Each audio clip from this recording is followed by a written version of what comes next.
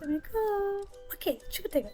Ada tanah, ada kerajaan, ada rakyat dan daulat. Elemen tersebut. Okey, elemen tersebut adalah untuk menjana negara sejahtera dan bahagia. Okey, jom saksikan uraian selanjutnya, Doktor. Rakan-rakan saya. Tanah ialah lokasi atau tempat terletaknya sesebuah negara. Ia merangkumi gunung ganang, bukit bukau, tanah pamah dan juga kepulauan. Setiap negara perlulah mempunyai tanah atau lokasi bagi menempatkan penduduknya. Lokasi yang telah dipilih hendaklah disediakan fasilitinya seperti rumah atau bangunan-bangunan yang lain bagi menjamin keselesaan dan kesejahteraan rakyat.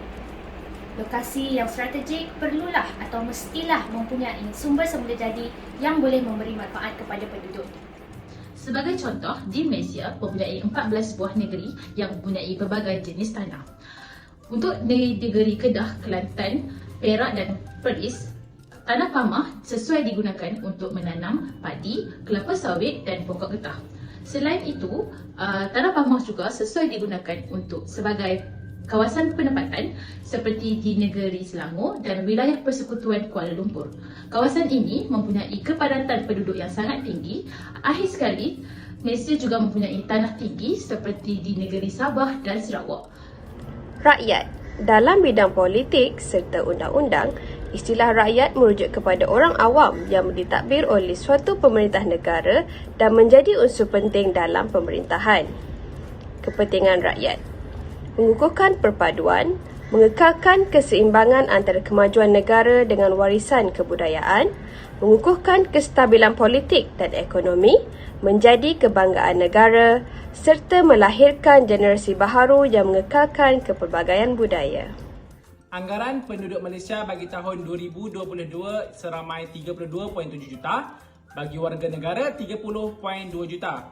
Penduduk mengikut jantina ialah 17 juta untuk lelaki dan 15.7 juta untuk perempuan.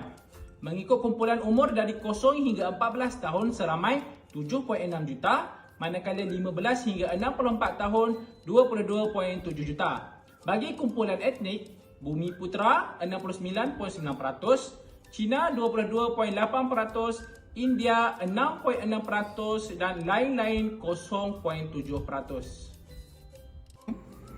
Kerajaan merupakan satu kuasa pentadbiran yang mempunyai autoriti yang sah dalam sesebuah negara untuk mengatur dan memimpin sesebuah negara.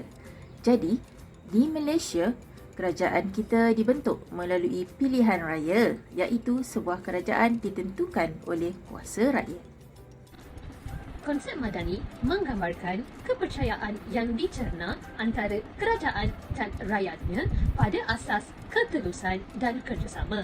Membangun Malaysia Madani terdiri daripada 6 tonggak dasar iaitu M untuk kemampanan, A untuk kesejahteraan, D untuk daya cipta, A untuk hormat, N untuk keyakinan dan I untuk ihsan. Negara berdaulat ialah negara yang telah merdeka dan berkuasa sendiri. Ketua Utama Negara iaitu Kepala Yang Maha Mulia Seri Paduka Baginda Yang di-Pertuan Agong As-Sultan Abdullah Riayatuddin Al-Mustafa Billah Shah.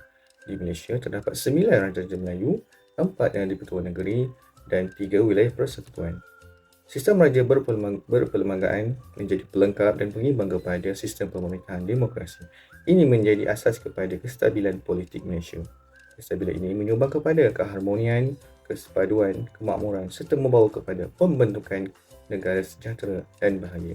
Daulat, tuan-tuan. Daulat adalah istilah yang bermaksud kuasa ataupun kerajaan.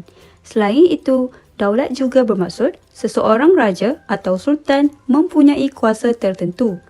Negara berdaulat diwujudkan untuk menjaga kestabilan politik, keamanan, pertahanan dan ekonomi. Negara kita Malaysia mengamalkan sistem raja berperlembagaan dan demokrasi berparlimen. Tanpa raja, tiada negara.